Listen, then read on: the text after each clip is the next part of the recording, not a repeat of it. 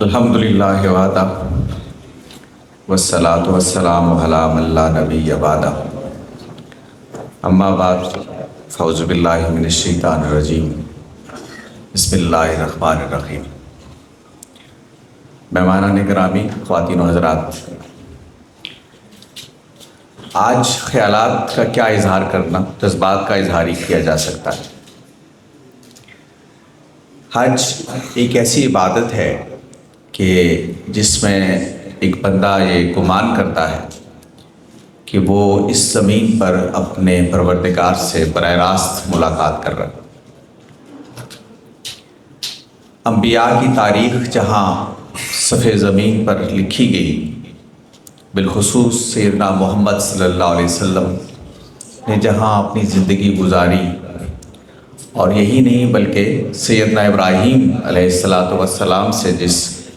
ملت ابراہیمی کا آغاز ہوا، اس جگہ پر جانا، ان مقامات کو دیکھنا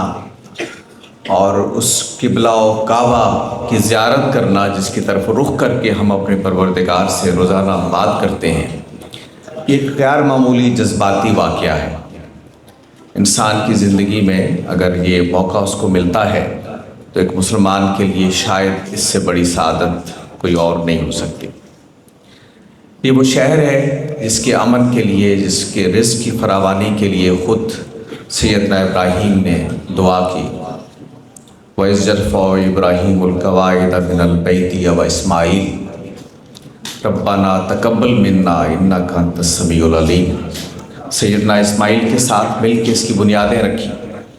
اور اپنی دعا کی قبولیت کے لیے خدا کے حضور میں اپنی درخواست پیش کی۔ تو ایک مسلمان اس زندگی میں آنے والے وقت سے پوری طرح استفادہ نہیں کر سکتا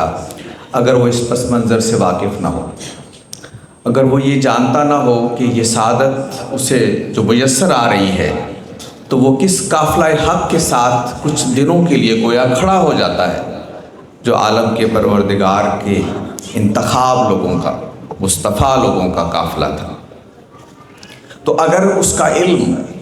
اتنا ہو اور یہ پس منظر سے وہ واقف ہو تو پھر اس کے جذبات کو جو معنویت ملتی ہے اور اس کے نتیجے میں اس سے استفادے کی جو طرز پیدا ہوتی ہے، میرا خیال ہے اس کا کوئی جواب نہیں ہو سکتا۔ اس لیے ایسی ہر کاوش بڑی مبارک ہے جس میں ہم حج کے لیے، عمرے کے لیے جانے والوں کی تربیت کا سامان کرتے ہیں، ان کے علم میں اضافہ کرتے ہیں تاکہ وہ یہ جانیں کہ یہ واقعہ ان کی زندگی میں ممکن ہے۔ ہم جیسے لوگوں کی زندگی میں جو یہاں عجب میں اتنے دور رہتے ہیں، ایک دفعہ ہی آئے، لیکن وہ ایک دفعہ آئے تو اتنا بھرپور ہو کہ ساری زندگی اس کا نقش آپ اپنے اندر محسوس کریں۔ تو یہ ممکن نہیں ہے اگر آپ کو یہ علم نہیں ہے کہ یہ کون سی وادی ہے، یہ کون سی جگہ ہے جہاں آپ جا رہے ہیں، اور یہ آپ کو علم نہیں ہے کہ زمین کے اوپر یہ وہ جگہ ہے جس کا عالم کے پروردگار نے اپنے لیے انتخاب کر لیا۔ اس زمین کے اوپر اللہ نے ہر کسی کو حق دیا ہے کہ وہ جس دین کو چاہے اس پر عمل کرے، قانونی آزمائش کے تحت اس کو جواب آخرت میں دینا ہے۔ لیکن اللہ نے کہا کہ یہ زمین کا وہ خطہ ہے کہ اس میں زمین میں بھی اجازت نہیں دوں گا کہ میرے علاوہ کسی کی بندگی کی جائے۔ تو وہ یہ جگہ ہے کہ جس کا انتخاب عالم کے پروردگار نے اپنی توحید کے لیے، اپنی وحدت کے لیے، اپنے لیے زمین میں کیا ہوا ہے۔ تو اس کی برکت اور اس کی طرف جانا یہ کوئی معمولی واقعہ نہیں ہے۔ تو مجھے بہت خوشی ہے کہ ہمارے ملک کے اندر ایسے ادارے ہیں جو لوگوں کی تربیت کرتے ہیں، ان کو اس کے لیے تیار کرتے ہیں، اور آپ جانتے ہیں کہ اس کے مناسک بھی ہیں، ان کے بارے میں بھی ہمیں جاننا چاہیے کہ وہ کس طرح سے ادا ہوں، اور جس طرح کی رسالت مآب صلی اللہ علیہ وسلم نے خود یہ مناسک ادا کیے، انہی کی پیروی میں ہم نے ان کو ادا کرنا ہے۔ تو ایک تو روح اس ساری عبادت کا، پھر اس کا علمی پس منظر، اور تیسرا یہ آگہی کہ نبی صلی اللہ علیہ وسلم نے یہ عبادت کس طرح سے فرمائی۔ اگر ان تینوں کا امتزاج ہو جائے تو یہ پھر ایک زندگی کی ناقابل فراموش یاد بن جاتی، اور آدمی ہمیشہ یاد رکھتا ہے کہ اس کو کبھی یہ موقع ملا تھا کہ وہ اپنے رب کے گھر میں گیا تھا۔ تو میں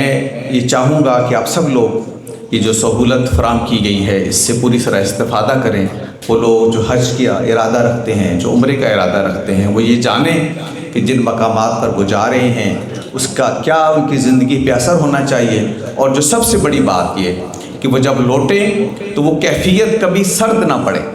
اور ان کو یہ احساس رہے ہمیشہ کہ وہ ایک ایسی جگہ سے گئے ہیں، اپنے پروردگار کے حضور میں جا کر کچھ ایسے وعدے کر کے آئے ہیں، کچھ ایسی درخواستیں کر کے آئے ہیں کہ ساری زندگی اس کا شعور ان کے ساتھ رہنا چاہیے۔ تو اس شعور کا پیدا ہونا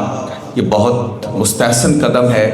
میں دعا کرتا ہوں کہ یہ کاوشیں کامیاب ہوں اور آپ لوگ اس سے استفادہ کریں، اور آپ کی عبادت زیادہ بامانی ہو جائے جب اللہ آپ کو اس کا موقع دے۔ اقول قولی ھذا واستغفر اللہ لی ولکم۔